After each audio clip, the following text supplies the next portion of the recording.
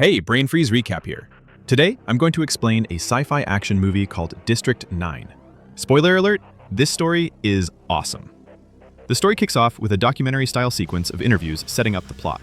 Back in 1982, a massive alien spaceship appeared over Johannesburg, South Africa, stunning humanity with the first ever alien contact. For 3 months, the ship loomed silently above the city, showing no activity. Eventually, humans cut their way inside and found over 1 million aliens, sick and starving. These aliens were allowed to settle on Earth, and South Africa's government moved them to a secure location for their safety. The aliens lived in a rundown government camp in Johannesburg, nothing more than a collection of rusty shacks. Over time, overcrowding and heavy policing turned it into a slum. Now, 20 years later, it's called District 9, housing 1.8 million aliens. They can't return home because a command module fell to Earth during their arrival and was never recovered, leaving their spaceship stranded and inoperable above the city. Trapped in the slum, the aliens adapted, scavenging garbage for food. Lacking any sense of property, they torched cars and wrecked human belongings. The slum was also heavily armed, with a Nigerian black market selling human weapons to aliens at steep prices. The sprawling black market thrived between the aliens and a Nigerian crime gang, led by a half-paralyzed, ruthless man named Obasanjo. His gang sold them canned cat food, a favorite among the aliens, and even promoted interspecies prostitution. The aliens learned English, communicating well with humans, but showed no leadership skills. It's believed a plague may have killed their leaders. After 2 decades, Nigerians grew frustrated with the aliens, posting signs banning them from parks and shops, using the slur prawn for their sea creature-like appearance. Humans rioted, demanding the prawns' removal from Johannesburg, accusing them of draining resources and breaking laws. Public patience snapped, and the government hired Multinational United, MNU, a private weapons company indifferent to alien welfare, to handle security. The aliens had their own biologically engineered weapons, unusable by humans, which MNU studied. MNU was tasked with moving the aliens from District 9 to a new camp outside the city. An MNU operative, Wikus van de Mave, led the relocation effort with an assistant and a soldier. Wikus went door-to-door in District 9, forcing prawns to sign eviction notices, sometimes killing those who resisted. They even burned a house with alien eggs. Meanwhile, 3 aliens, Christopher Johnson, his son CJ, and a friend, scavenged for alien fuel in a junkyard. Christopher had spent 20 years refining a liquid fuel and finally succeeded. Just then, Wikus and his team showed up. Christopher's friend confronted them while Christopher hid the fuel and escaped out back. Wikus's team searched the house, found the fuel, and Wikus accidentally sprayed it on his face while examining it. He bagged it for the lab and moved on. Later, Christopher's friend attacked Wikus, and the soldiers killed him.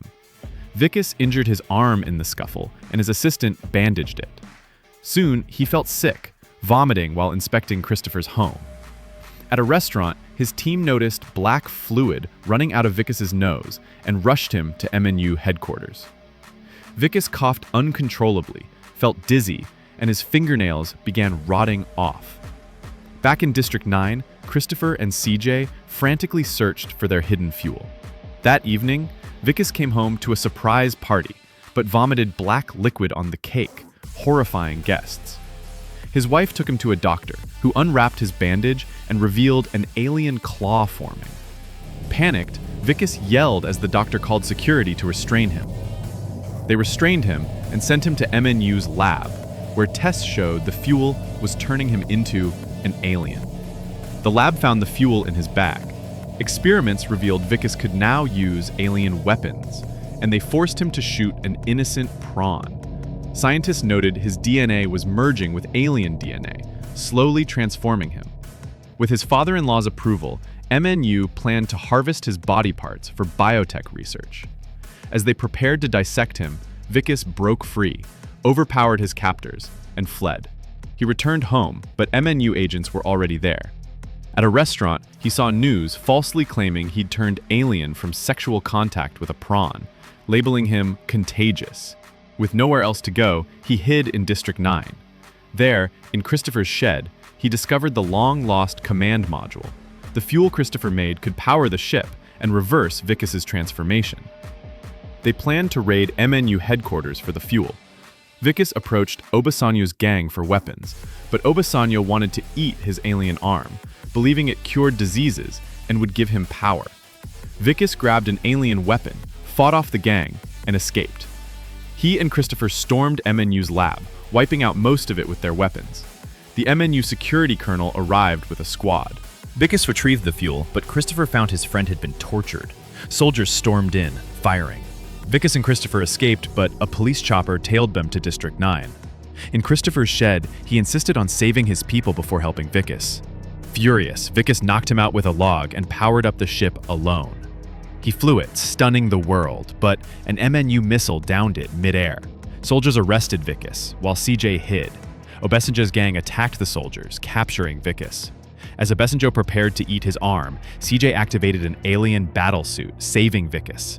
The mothership, dormant for years, began moving. Vicus took control of the massive battle suit, planning to flee but returning to save Christopher.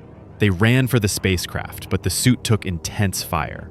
Vicus urged Christopher to save CJ and the prawns, and Christopher promised to return in 3 years to cure Vicus. As Vicus distracted the soldiers, Christopher and CJ launched the mothership, which docked with the spacecraft. Injured, Vicus faced the colonel, who nearly killed him until prawns ripped the colonel to shreds. The mothership departed with Christopher and CJ, leaving the world speculating about a rescue mission. Vicus vanished, his fate unknown. The prawns were relocated to District 10, 200 kilometers from Johannesburg, with their population now at 2.5 million. In the end, we see Vicus's wife holding a metal flower she found at her door, believing Vicus left it and is alive. The film closes with a fully transformed Vicus in a junkyard, crafting a metal rose for his wife. Subscribe for more, hit notifications, and like to support the channel. Thanks for watching.